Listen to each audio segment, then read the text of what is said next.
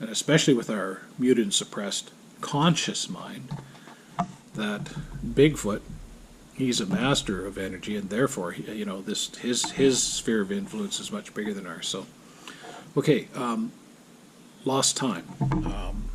I've lost time several times in my life, 3 for sure, possibly more. And I have a theory that when you lose time, like sometimes you'll be hiking in a trail, you'll be in the bush, you'll be in an area that you know very, very well. And what'll happen is all of a sudden everything feels different. The atmosphere changes. The sound may go completely blank, like like no birds, no crickets, no bees, nothing. And I believe that when that happens is when a how would you say larger mass of sphere of influence overtakes ours. So there we are in there, we're within, and this thing's somewhere over here offside, and sometimes, if you train yourself, you may be able to sense where it's coming from. Some people can, some people can't. What I've been practicing to do is to stay completely relaxed when these things are around, and I mean relaxed to the level of boredom, almost like how would you say, not a trance, but kind of the same effect as when you daydream. And this video's going on and on. It's probably going to get split up here. I should have stopped it at 10 minutes and started over. However, so unfortunately, I tend to lose my train of thought. I'll try to pick it up.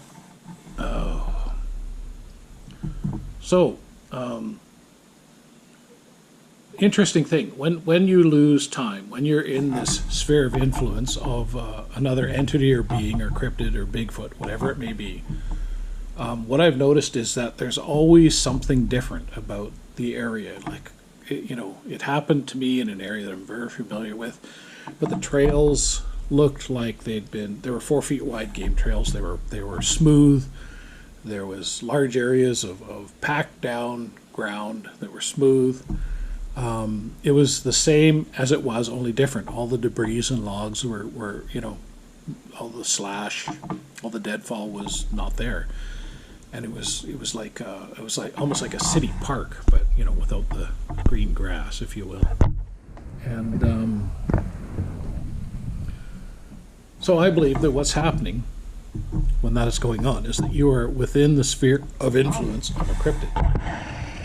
Pull this back a little so you can see. So there's the scale. There's us. That's our conscious mind, that little sphere.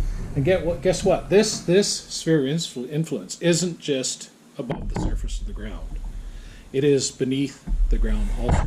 And I believe that 90% of it is underground. And this is why when we dowse, we can find water.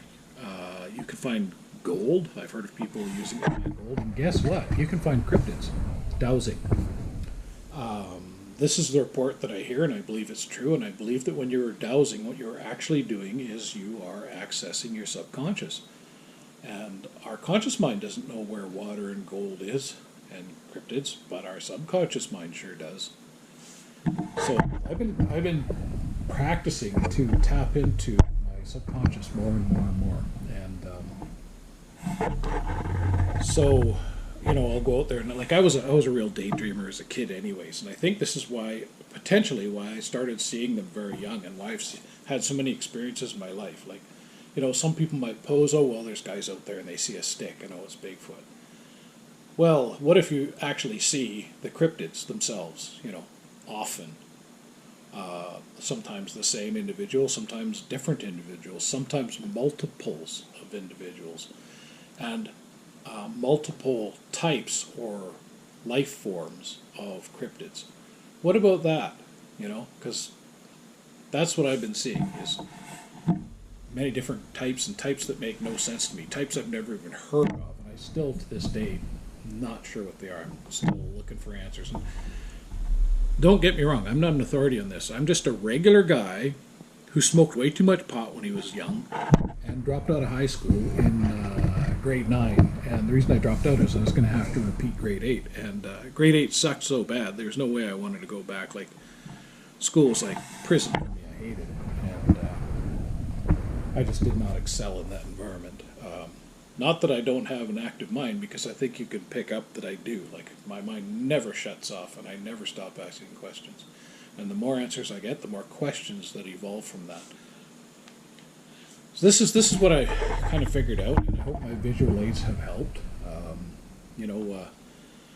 I think that awareness is the key, intent is the key. If you're serious about finding these things, I don't think you really need to go looking for them. I think they're there all the time. I think that what you need to do is tune into your subconscious, your daydream state, if you will. Trust your guts, and you will be able to feel when these things are near. You will feel that you're being watched, and you will look in the direction that this energy is coming from. The focal point of it. Your subconscious will direct you to, and they don't like being in our eyes, and they will do exactly what's been described. They will shuffle off and seek cover, whether they jump in a hole in the ground or go behind a tree, or they may try to scare you off. Like, this happens too. They screech and roar and bash trees and hit trees with rocks and throw pebbles and, big boulders in some cases. They'll run past you or even walk past you and shake the ground with the weight of their selves, but you won't be able to see a thing. Well, this is because you're trying to see them with your conscious mind, and it's pretty hard when that's going down to focus and go into your daydream state so that you can actually see what's really there. Now, I'm getting better at doing this, and I think it's why I've seen so many of these things and so many different types now of these things. There's a lady's channel I watch, Northwest Native Tracker. She likes to be addressed by the name Owissa. Online she has a live feed, and I'd recommend you check her out. She is native blood, and she these things can't hide from her. And I believe the reason why is that, there's several reasons in her case, but you got to see it to believe it. I'm not gonna ruin the movie, if you will. I don't want to spoil it for you, but this woman's spilling the beans on what's really going on out there, what's really out there, and it's much bigger than any of us imagined. And try to keep an open mind, and and to anybody who's serious about trying to find these things, or just wants to be able to see them when they're there. The trick is stay calm, and it is a trick. It's not easy. Easier said than done. Keeping your heart rate down, and not hyperventilating, and just like staying relaxed and going into your daydream state is it's a tall order when these things are near, because they're freakish looking. In some cases they are they have a face like a can of smashed assholes. Let's face it. Some of them are just what we would consider to be ugly. And they're massive. Their physicality is very intimidating, but there are rules that they're not really supposed to interfere with us in a big way, and so just take faith in that. And the thing of it is the reality is that given their physicality, their abilities, they could really mess us up without too much effort, but they're not supposed to. That's evident. And the thing is, if they were actually going to do that, there's no point in worrying about it, because there's not much you could do in defense. If they outclass us, like Steve Isdall of How to Hunt says, they outclass us, by miles. And so there's no point in really worrying about it, have faith. Last time I went out, I've tried different things. I've tried kind of challenging these beings, because I've had mine speak many times, and I have said to them, well, you know, I've tried telling, well, I'm here to hunt, or I'm here to hike, or I'm here to, you know, just enjoy the outdoors. Leave me alone. I've tried that, and it kind of works. They're still there. They're still watching. They just generally don't, you know, interfere directly, and that works fairly good, actually.